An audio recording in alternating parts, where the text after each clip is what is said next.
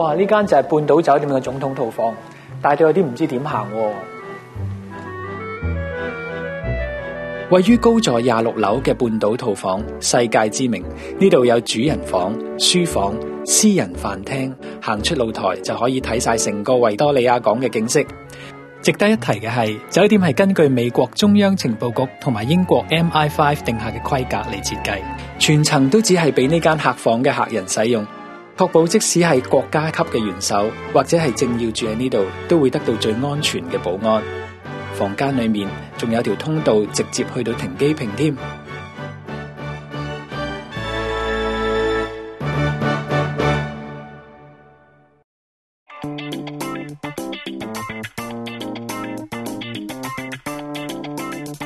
嚟 Felix 食晚飯，你會睇到半島酒店嘅另外一面。由 Philip Stark 設計嘅 Felix 餐廳，室內設計分成幾個唔同嘅主題部分。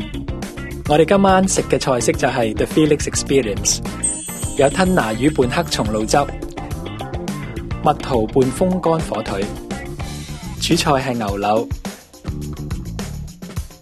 點解中意嚟 Felix 食飯呢？除咗眼前呢6道菜 Felix Experience 咁吸引之外咧，其實我都俾呢度嘅設計吸引咗㗎。呢間餐廳咧好早就用咗 Philip Stark 嚟設計佢所有嘅嘢，包括呢啲凳啦。而最特別咧就係凳上面椅套咧，全部都係半島曾經或者現任嘅員工嚟嘅。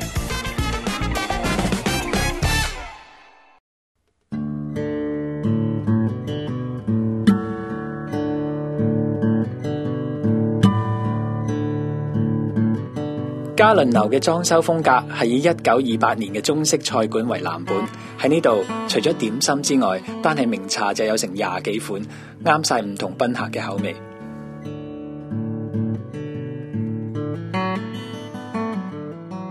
朝早嘆1盅2件，你就試得多啦。朝早自己做點心喺嘉麟樓有得玩啊！Simon，咁我哋今日咧就教你2款嘅點心，一款係蝦餃同埋韭菜餃。嘉麟樓嘅名廚葉永華師傅喺2個鐘頭之內就教識我整韭菜餃同埋蝦餃啦。因為你擺咗好耐，佢會乾咗。我要試啊！要做到咁樣樣咧，43年嘅功力啊！向呢邊啱啦，向嗰邊可以有世間啦，可以啦。係啦，12，喂，成功啦！我哋啖面要蒸幾多分鐘啊，師傅？3分鐘。Simon，而家啲點心啊蒸好啦。哦，哇！你試下。係啦，試下你親手做嘅點心。嗱，我呢個認得啦，穿窿韭菜餃，點都要親手試下啦，親自試下啦。穿咗都覺得好食啦，唯有覺得係咪咁講？嘉麟樓除咗晚飯小菜受歡迎，喺呢度嘅點心都好多人捧場㗎。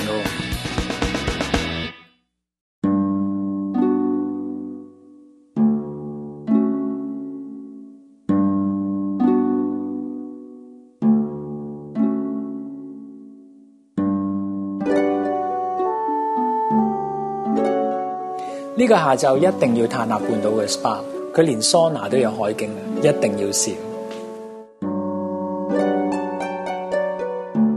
半島酒店嘅水療中心係由英國名牌 SPA 管理，唔單止水療房裏面有海景，連桑拿房都一樣有海景。喺蒸汽浴室裏面，最特別嘅就係呢件水晶擺設，據講有平衡身體能量嘅作用。客人可以喺做完按摩護理之前，慢慢喺度享受下。呢度嘅按摩師全部都受過嚴格訓練，做完按摩仲可以去休息室飲杯茶，慢慢唞下添。